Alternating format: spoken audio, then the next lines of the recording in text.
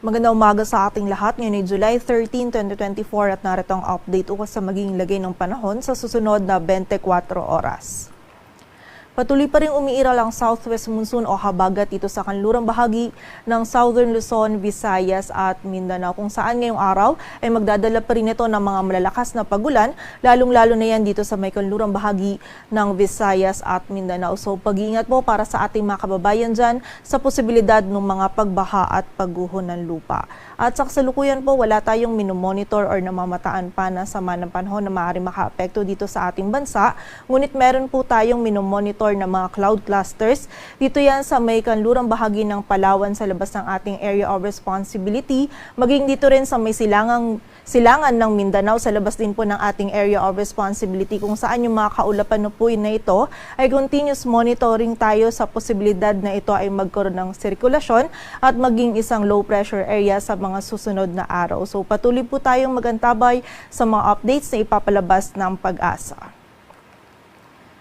At para nga sa maging lagay ng panahon ngayong araw ng Sabado, maulap na kalangitan at mga kalat-kalat na pagulan ang mararanasan dito sa bahagi ng Occidental Mindoro at Palawan. Dulot po yan ng habagat. Samantala dito naman sa Metro Manila maging sa nalalabing bahagi pa ng Luzon, ngayong araw ay magiging bahagyang maulap hanggang sa maulap yung ating kalangitan.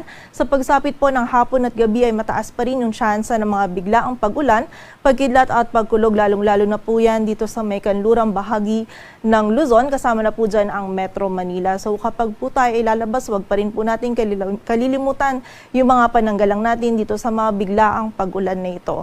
Agwat ang temperatura sa Metro Manila ay mula 26 to 33 degrees Celsius.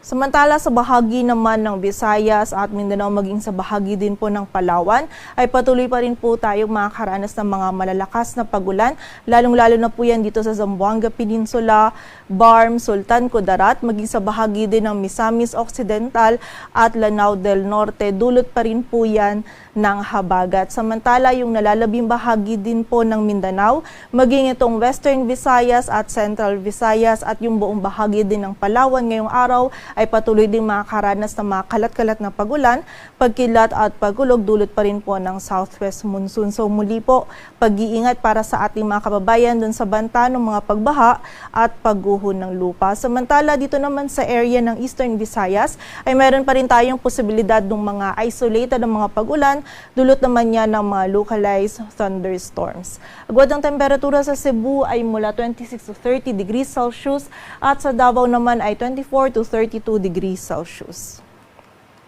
Samantala, para naman sa lagay ng dagat baybayin ng ating bansa, wala po tayong nakataas na gale warning, kaya malayang makakapalaot yung mga kababayan nating mga isda, pati na rin yung may mga maliliit na sasakyang pandagat. Ngunit iba yung pag-iingat pa rin po para sa mga maglalayag dito sa may kanlurang bahagi ng Southern Luzon, Visayas at Mindanao, kung saan magiging katamtaman hanggang sa maalon pa rin yung lagay ng ating karagatan.